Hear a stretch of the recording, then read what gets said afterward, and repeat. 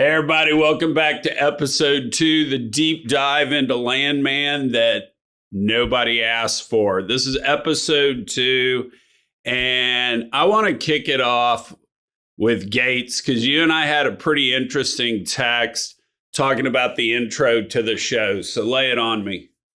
All right, man. So the first episode, like it starts off and everything. You're like, all right, that's some heavy stuff. And then it clips straight into that intro. And I was listening to it and I was like, all right, maybe it's like a slow build. Maybe they're going to, kind of crank it up towards the end. And I'm watching the images that they're showing and everything, and it's football and, high school sports and all that stuff. I know that's a big part of everybody's lives, but the music, I kept thinking like this belongs with Friday Night Lights, not a, somewhat action TV show. And it kind of seems like they just, they took a nosedive on that thing. And I mean, Chuck, the intro to your podcast is more exciting than the intro to a, hit TV show. I don't really understand what the thought was behind that, but I think it just kind of takes everything down. I don't get the shade you just threw at me in the intro to my podcast, but that's okay. All right, Matt, what did you think about the intro? Yeah, I struggle with the intro, and we can get to the rest of the episode, but struggle with the rest of the episode as well. I don't know if it's a setup episode or what, but I just first, I mean, with respect to that first scene, I mean, there's so much to unpack. I don't think first of all, we're with an explosion or something like that. We're likely not going to be the first one out there, Gates. I don't know if that's a situation you've been out there to resolve on your own. We'll be involved, but to that extent, we've got a lot of quality ops hands that are usually dealing with that. And then, we're there to kind of work things in the background as needed. But yeah, I don't know. I struggled with the whole episode a bit. There's some really good Billy Bob quotes throughout it. And I don't think it was a complete throwaway, but I just felt like there was just a lot to have been made up in that episode. Yeah, Bora, I think your quote was, "It sucked balls," or something like that. So feel free to expand. It's just a snooze fest. The intro is like, we went from kind of having this quasi-realistic show that was, exciting because it touched on a part of our industry to something totally mundane. I mean, you could have had a guy running Tidal and gone through the ins and outs of him chaining Tidal out, and it would have been more exciting. But the intro is just terrible. I mean, it's boring. I'm thinking about Game of Thrones intro and compare that, and that kind of draws you in immediately, and it's really cool. This one looked even kind of cheap, honestly. If we're just talking about the intro, I have other thoughts on the episode, but suck balls is correct.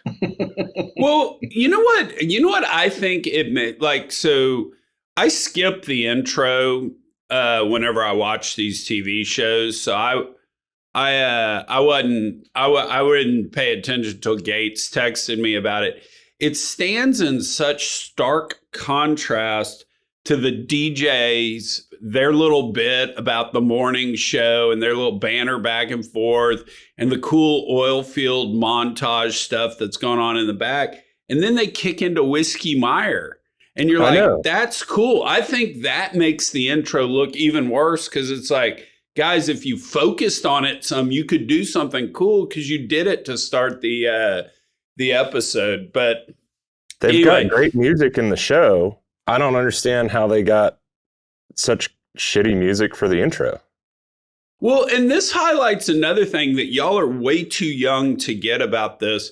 But the thing I found cool about the intro is this is actually made by MTV. And like when I grew up, masturbating to cable TV when I was young, MTV only showed videos. It only showed Yeah. music and stuff. And so that I think kind of going from MTV and the hype and then to this lame intro, I think you're right.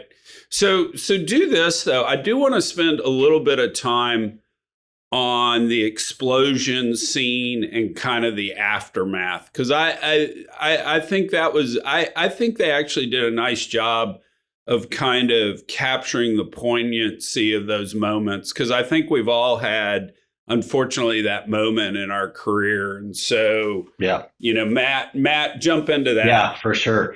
I mean, I think it's an important scene. I don't think that, like I'd said, that Billy Bob is the right person to come in and save the day. That's just not realistic.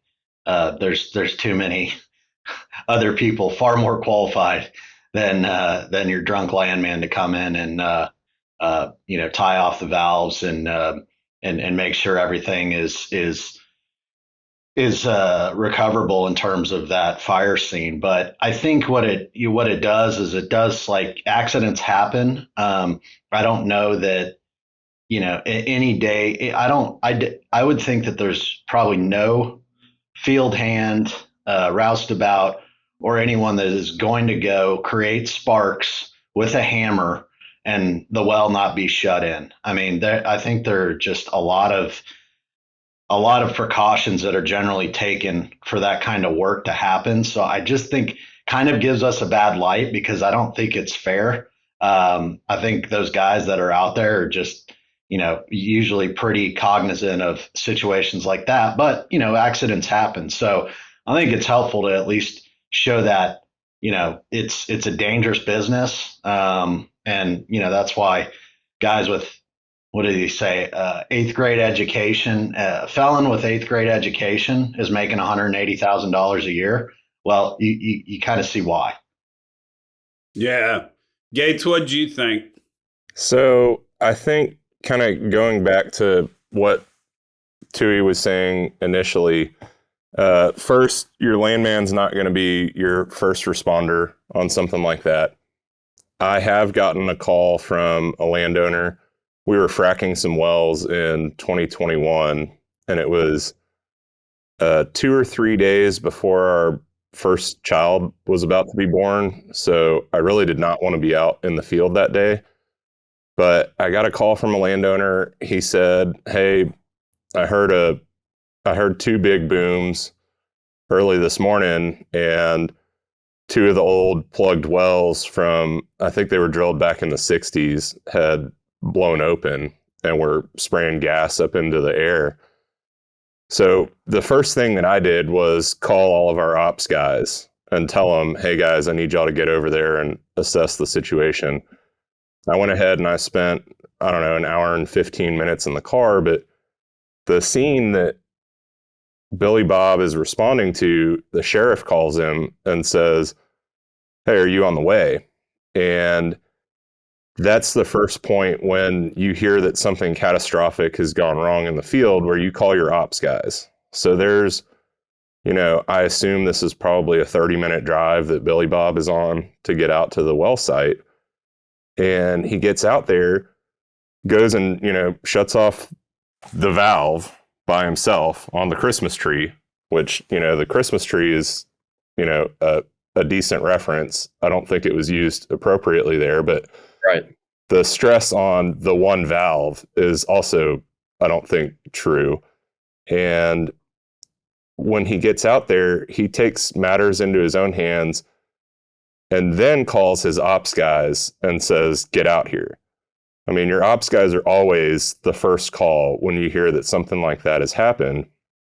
And then further to Matt's point that it's kind of unfair how they set all of that up, they made it look like this is something where somebody could just go out to a well site and make, one boneheaded mistake and cause a catastrophic loss of life. And I don't think that that is a fair portrayal, because in order for mistakes happen, and, it is a dangerous business, but your average pumper, workover crew, all of that stuff has so many precautions that they take to mitigate any of those catastrophic outcomes that I don't think it's realistic for somebody to go out there and turn one valve and have the whole thing blow up.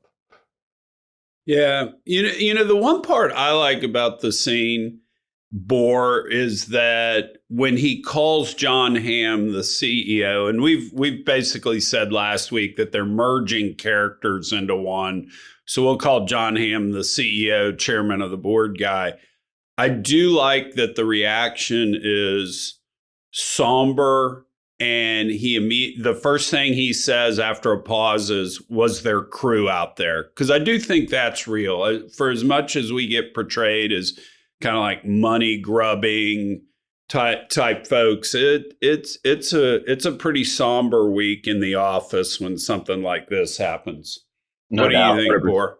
100%. I mean, it's somber when it happens to someone else's company too. I mean, we all think about that. I mean, I wouldn't know what to do to go out there and shut a well down that's blowing out. We've had blowouts that I've dealt with, and I've had to go walk properties with surface owners to figure out mitigation and things like that. But that part's, somewhat unrealistic, as everybody's touched on here. But, maybe, and if you wanted to give credibility to it, maybe in another life, Billy Bob was an ops hand and he knew what to do. He's kind of the fix-it guy, but it's for the most part unrealistic. But can I just go back for just a quick second? Please do. Just to say that how much cooler, to the chagrin of my friend Parker Tankus on Twitter, how much cooler would it have been for Gin Smoking Lies from Turnpike Troubadours to be in the intro song? Just something more upbeat, I mean, because Gin Smoking Lies is just the perfect title for a Landman's life, particularly Billy Bob's on that. But anyway, on that scene, it made me also think of BRV. Y'all remember BRV when he went out and unfroze all those wells back in the freeze? Yeah. And I was, I'm a moron, so I don't even know, and I haven't asked him this, but he was out there with a blowtorch in that Bloomberg article, and he was unfreezing wells, and I was sitting there going, fucking hell. I mean, what if the thing, I'm sorry, I'm not supposed to, my mom told me to quit cussing on this thing. Don't cuss near Christmas, damn it. But, like I was thinking, he's got that damn blowtorch out there. I guess he shut it off and then unfroze the damn thing or what. And he cooked closed the valve. Yeah, he closed the valve. Right. But also, I think it's funny that API puts their commercial in there. And they, have y'all watched that? I mean, I don't pay for the commercial-less episodes of on Prime Video. I'm not on the Paramount Plus. I do it through Prime Video. And API inserts their commercials to just talk about, they have all these pictures of like offshore wells and big facilities. And they're like, oh, it doesn't really happen like this, but we appreciate the entertainment. I'm like, man, how naive are you guys? I mean, that is like, to go back on what I said about not being realistic. Well, the show is actually more realistic than the API portrayal, because API is all like, Chevron wells or, all these, what we call Cadillac wells in the field. And there's shitloads of people with FRs and hard hats. But, this is a kind of a small, medium-sized company, it appears, MTEX is. And so there are guys that wear a lot of hats. Not saying the Landman does it, but it's definitely not what API portrays in these commercials as the safest industry on earth. That's boring. Yeah, no, that's interesting. So, okay, so he gets out there, and we're talking that they're merging characters. So he's the company man and the land guy and all that. When he goes to the hospital and he cuts his own pinky off. That's like, to me, kind of, I think, peak Billy Bob Thornton character development in this episode. How realistic is that? Have you ever seen anybody cut their own pinky off? I try to limit my self-amputations to at least 2 a week. And, I guess I'm doing a pretty good job. Nice. A lot of well hands. A lot of rig guys. Just limit it to circumcision. Yeah, pretty much. Perfect. I mean, you see a lot of ops guys that have missing digits and things like that. But that's not I've never usually witnessed that. from a hammer. That's getting caught up in a chain or something where, you know, they had some heavy equipment going on. That's usually not a wrench facing the wrong way trying to hit it with a hammer. Yeah, I agree with that. I mean, I've seen guys stitch themselves before, but I think we've all kind of seen some things. I've never seen anybody cut their own pinky off. You realize at that moment, because I mean, you know, their character building, right, and him cutting his own pinky off. That was my moment when I'm always reminded that even Brad Pitt is doing sloppy seconds on Billy Bob Thornton, right? So, all right, Tui, give me a favorite scene or a favorite line or something. Yeah. Okay. When the Houston or big city attorney came in after some sort of liability attorney, and Billy Bob calls Monty and says, "Who's this employee relations pit viper you sent to bite me?" And I was like, I was just kind of perfect in terms of encapsulating what he was trying to deal with, which was a pretty traumatic situation, and someone coming in and just trying to figure out, like, how are we going to absolve all liability at this point or limit liability for the company? And Billy's just kind of like, man, I'm just trying to help right now. We're not really concerned about all that other stuff. My favorite part about that lawyer coming in is she lands the private jet out at the airport, gets a car, and it's this baller Mercedes, yes, right? And she walks in and says, "I'd like something a little more understated." And the lady goes, "I don't get it." And she goes, "Well, something that won't stand out." "Oh, that won't stand out in Midland. Please don't go drive it in Odessa." Yeah.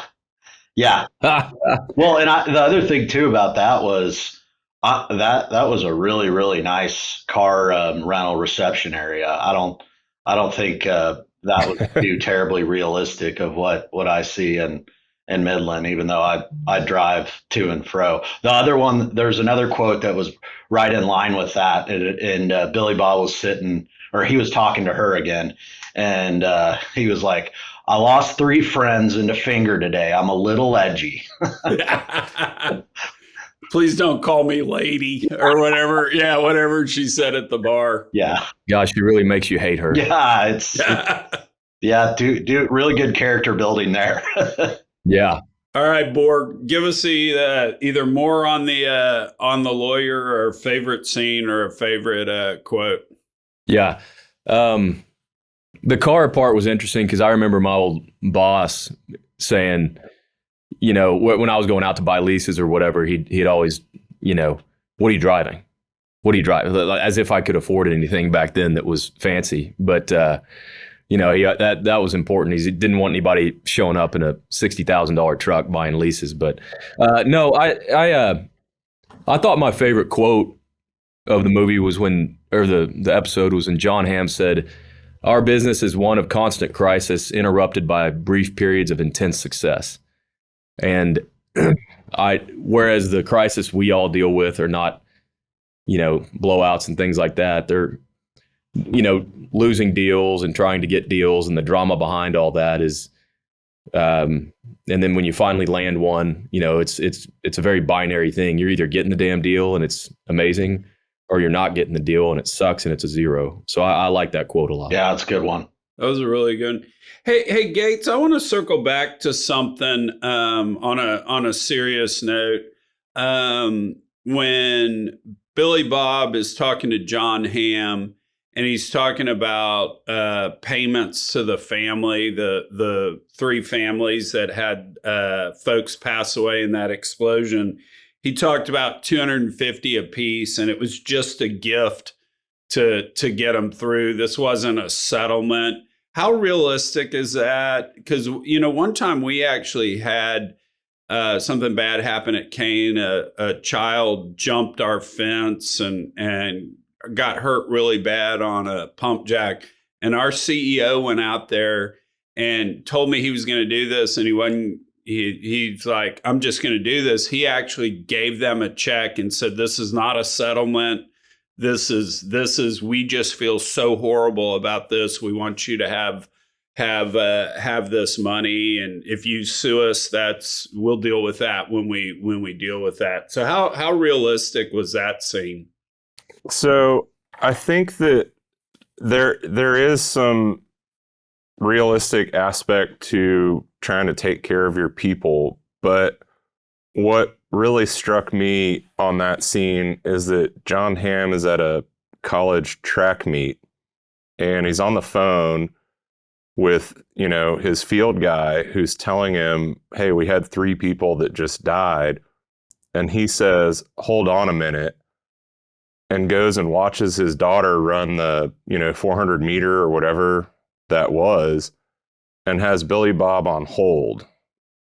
And that part to me stuck out because I feel like we keep talking about character development and everything, and that kind of highlights a lot of the character that Monty is playing, where, I'm going to go ahead and watch this 400 meter, race or whatever, and then I'm going to come back to dealing with the fact that our company just had 3 employees die.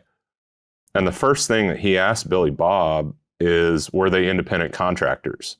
And Billy Bob says, no, they were ours. And so that's kind of putting his character into the mindset of, hey, is this something that we don't really have to worry that much about?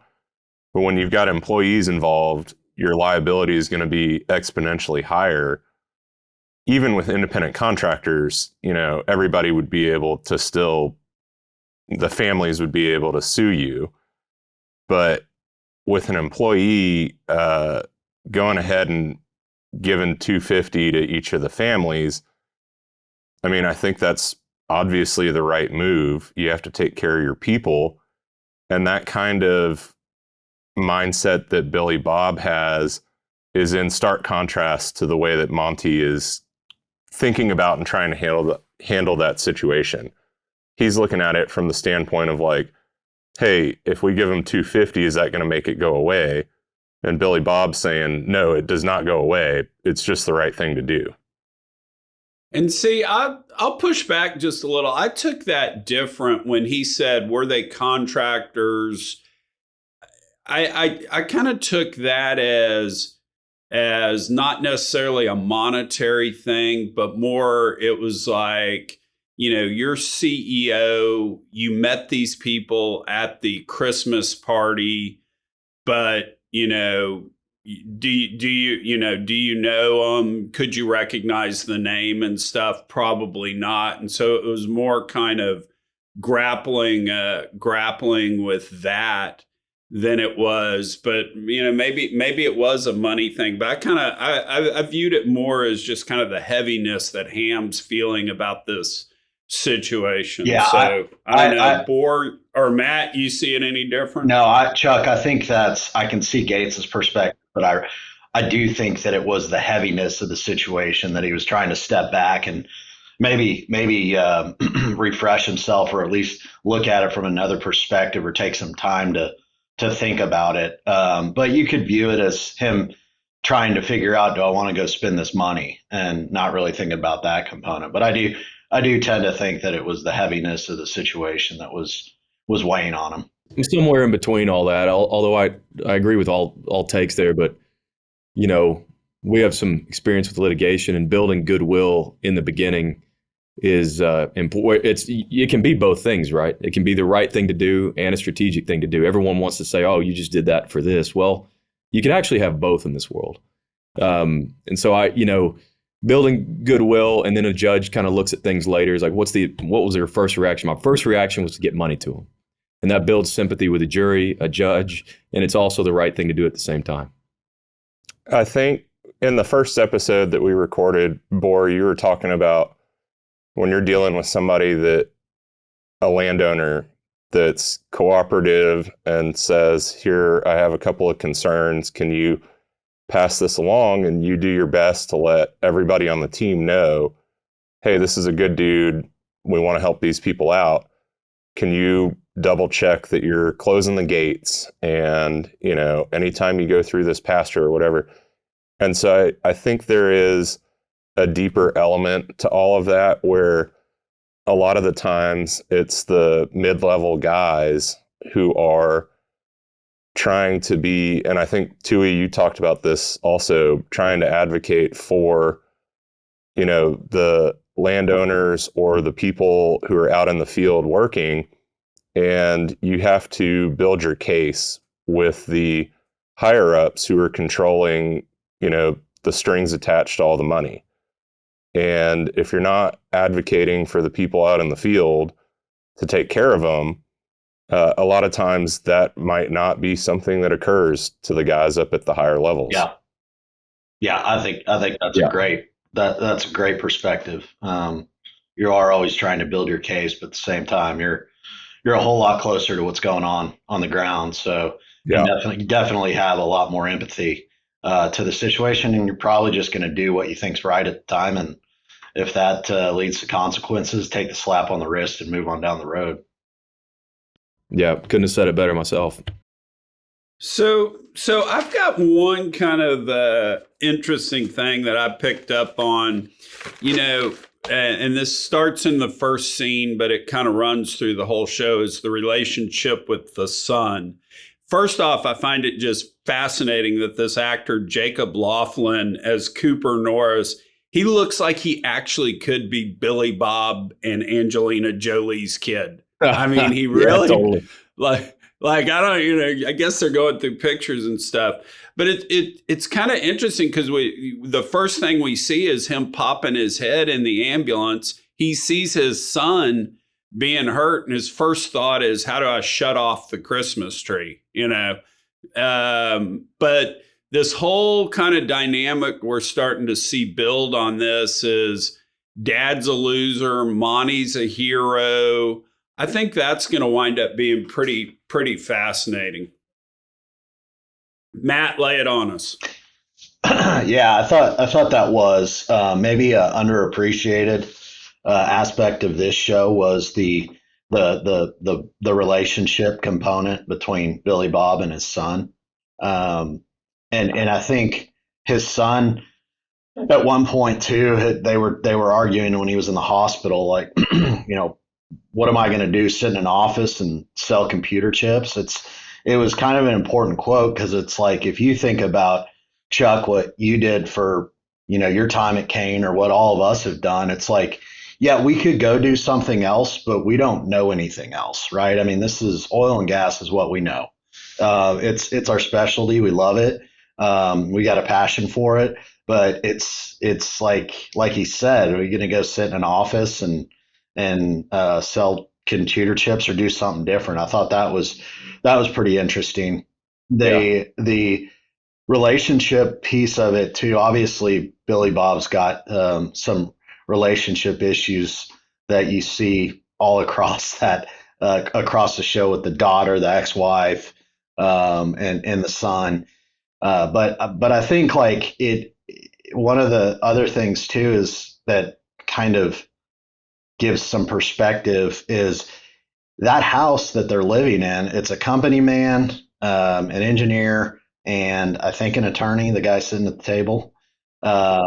And that just kind of shows you, like, all of us have been in those situations where you're in this rental house, or you're in this foreign city, or you're living in another place because that's where work takes you. And so I think that's maybe something that is kind of building this story, that we do make sacrifices, and those sacrifices can sometimes be at the consequence of relationships. Totally. Yeah, I think I mentioned that last time, that it usually is. And, every part of this industry, no matter what part of this industry you're in, it gets in your blood. Everyone says that, it's a cliche, but it's true.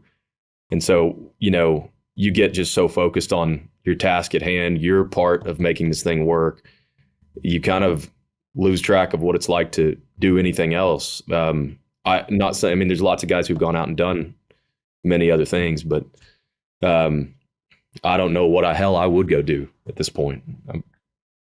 So this kind of, Gates, I'm gonna throw this to you. This brought to me, I think, the best line of the show, and why I enjoyed this show maybe more than you guys did, is the line I loved, because it's hitting really close to home, is, he says to his son, "I didn't quit, I bled out."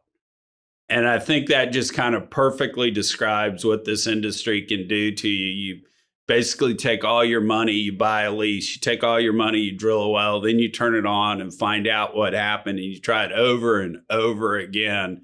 And I just bled out. That's right. I wrote a note with that line, and I hope that they're going to explore a little bit more about the past that Billy Bob's character Tommy had, because obviously he was out doing stuff on his own and things went sideways. He talks about being $500,000 in debt, and it kind of seems like they're setting up the situation for his backstory on why he's in this job working for MTEX, and maybe that was not something that he wanted to have to do, but needed the job security in order to get his life back on track. And a lot of the stuff that goes on with working on your own in this industry, it's not for the faint of heart. And a lot of people get into it and get over their heads really fast. And it's really easy to sink yourself into, I just got to have, one of these pan out. And if nothing does, you're kind of left with nothing. And going back to what the other guys were talking about, where you're sacrificing your family and your friends and all of that, you get sucked into this industry. It's easy to happen, and you go so deep into it that there's not any way out. And I kind of feel like that's the backstory that they're setting up for Billy Bob. And I think maybe that explains a lot of the excessive family drama that it seems like they're trying to force in there. I wish they would expand a little bit more on what happened that kind of led up to all of that, though. And it's so true that a lot of the great number twos in our industry failed as number ones and basically had to become a number two. All right, we got two last questions. We'll whip it around. Matt, I'm coming to you. What was the biggest mistake of this episode? Like they did something that wasn't right or whatever. What was the biggest botch in your mind of this episode? Yeah, I think, and I've said this again. It's just the position of Billy Bob, and Gates had mentioned it too, where he's first responder. Maybe that wasn't the biggest mistake, but that's the one that's coming to mind. I think that one seems to stick the most. And then maybe wasn't a mistake, but one thing I don't think we've broached, and maybe it's just a mistake that we haven't had this question or discussion, was the cigarette scene in front of the hospital before Billy Bob's taken off by the sheriff. Yeah, that was shout out to Oil Mud on that one. He had mentioned something about that, and I was like, man, that's a really good scene to get. To remind us of like the gravity of the situation he was dealing with, which was like, I don't really care what you're saying to me, Mr. Cop. We've got other things to deal with. So, yeah. The line I loved about that scene is when he's driving away with his sheriff friend, Walt. Walt's like, you better go buy that guy a beer because he's got a mean memory on him. I love that. A mean memory. All right, Borg, give me a botch or something. Well, Matt, you said shout out to Oil Mutt, but I mean, Oil Mutt really reminds me of Billy Bob a lot on this. I mean, it's the smoking and the way he talks and everything, and I love Oil Mutt so much. He's such a good dude. But just overall, the mistake I'm seeing that's starting, it's not even a mistake. It's just kind of part of what the show is gravitating towards, is we're departing very far from what any type of landman does. You got your in-house guys, you got your title guys, you got your deal guys, lease buying guys, whatever. There's guys who settle surface damages and things like that. And I damn near think that's, I don't know what kind of landman Billy Bob that they're portraying him to be, but we're departing really far. Like if people ask me, like my friends from New York ask me, is the show realistic? I was like, well, some parts of it are, but as we get into episodes 2 and I'm sure 3, that we're really not capturing what the hell I do and have done in my career much, but that's fine. I keep saying it's Hollywood. We got to captivate audiences, but I think you really could have some fun with kind of the adventures that go along with making deals. We all have stories like that where we're flying somewhere trying to beat our competition or doing things maybe that we shouldn't be doing to get deals done. Not going to say the hashtag, but all right, Gates, give us a botch from the episode. So I'm gonna have to lead in by saying I totally understand what they're trying to set up. There's been a catastrophic accident. There's been loss of life, all of that. So that is a heavy situation for somebody to deal with. And they're trying to have Billy Bob's character portray the gravity of that by lashing out at the cop at the hospital, lashing out at the attorney when he meets her at the Patch Cafe, and all of that. The one thing that I don't like about that is that they are taking the typical landman kind of purpose in smoothing over tensions, and they're flipping that the opposite direction. And I think they're showing, that he even says, I lost 3 friends and a finger today, so I'm a little testy, I think is the line. But what I don't like is, even in the first episode, when he's arguing with the landowners at the Patch Cafe and everything, I think the entire purpose of landmen across all of the different specialties and job types is to mitigate problems and tensions. And they're taking Billy Bob and showing him as some kind of badass that's always going to win in every situation when he's arguing with somebody. But a lot of the point of him arguing with them seems like something that's out of character for a landman, because it's really hard to take back those things that you might say in a moment of stress and frustration and chaos and regain somebody's trust. Later in the episode, they've got the oil and gas attorney talking about, you need to make her like you and all this stuff. And it's one of those deals that I think they're not giving us the right side of that coin. They're only showing the bad sides so far. That's a great lesson for life. Well said on that.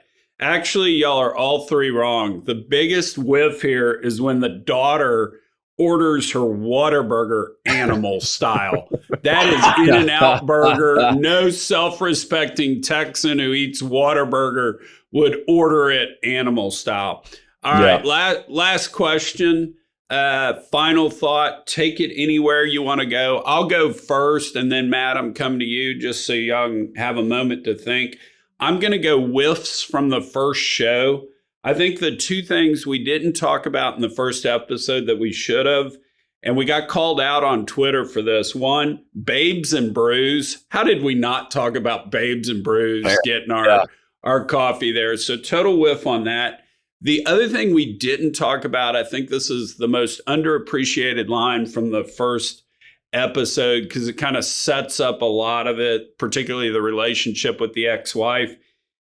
when Billy Bob's talking to his daughter and says, "Oh hell, I couldn't keep my hands off her. I'd marry her again if she lost the ability to talk." That was epic. Really great. All right, Matt, give us a final thought. Yeah, just you're talking about just perspective of what's to come and thoughts on the show going forward. Is that what you're looking for, Chuck?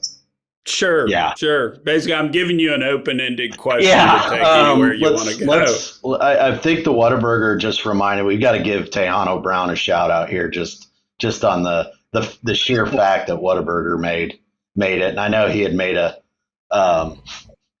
he had said something on Twitter like to the tune of, "Hey, if you really want to do what a Landman does, my wireline company's hiring." It was perfect. It was a great tweet. Yeah, we all had kind of like different takes of that second episode, and hopeful it gets back on track. I think in reference to what Borer said, I think it'd be cool if we just saw a lot more of the storyline hit on what it is we actually do, and not spend a whole episode around something that we are involved with, but really more focused on kind of the Landman side of things. But Chuck, you got your quick Demi flash there in episode 2, so maybe we're in range. Maybe there's more to come. I feel it. All right, Boer, give us a final thought. It's kind of a little bit repetitive of what I said earlier, and just what Matt was saying. There are some exciting and adventurous elements that would play well in Hollywood for what a Landman does, and I think a lot of that is how fun it would be to go into the adventures and competition involved in getting leases. You can make that dramatic. You're flying all over the U.S. or the world or whatever. You're the one that gets in the living rooms and convinces the family over your competition, even though your competition's paying more or whatever. I think that if they got into that, this show would really start to get closer to what is realistic for what a Landman does. I could see a line coming out from like the movie Wall Street. "Gecko, you're a 2-bit traitor and whore. You'd send your mother COD." I could send you'd give up your money for an 8th override. So. All right, do anything for that 8th. Exactly. All right, Gates, close us out. All right, so we didn't really talk about it. One of the first lines in the show, they've got I can't remember, is his name Dale in the show, the petroleum engineer. They have him come into the house and he talks about a lightning strike on a tank battery. And I liked that because that is extremely realistic, and that happens more frequently than anyone would like. But I mean, I'm down here at the ranch in Dilley right now, about to pack up and head down to George West to go deliver some bonus checks. But on Highway 85, just west of Dilley, I think it was Crimson Energy had a tank battery right there along the highway, probably 15 miles west of Dilley, a couple years ago, that had a lightning strike, and the entire highway was closed down because the tank batteries exploded and were covering the highway. And for about a week after they had cleared everything up, there were, giant storage tanks on the wrong side of the highway. Everything was burned all around it. I think that was something they could have leaned into a little bit further. It seemed like maybe they were setting that up as somebody thought there was a lightning strike when those guys blew up that well, but they skipped over that and never really came back to it. But then the other part was, why are they giving petroleum engineers such a bad rap in this show? I mean, they got the ex-wife talking about, that they're so hopped up on Cialis that they, get a boner when their phone vibrates or whatever. And I was like, I don't really know that many petroleum engineers, but they don't really seem to be the kind of guys that are like popping Cialis in the morning. I don't know. What do you guys think about that? Yeah, I think, Yeah, that was interesting. I think I was trying to figure out in what facet that he was playing, and they said he was a petroleum engineer, and I was like, okay, that's interesting. He's a pumper, right? Yeah, exactly. That's kind of where I had thought. I don't think the way she painted the house was accurate whatsoever. Most that I run into are pretty thoughtful, intelligent, and very analytical creatures. I don't see that perspective as much. But it was definitely not a reservoir engineer. Yeah. I knew that. I knew that Fair. right off. Fair. Well, all right, boys. Y'all all have a good Thanksgiving. As I always like to say this time of year, there's always people that have more than us. There are always people that have less than us. And if we can be grateful that we're just here, there's a lot to be said for that. And I've enjoyed doing this. I can't wait to go do episode 3. This has been fun.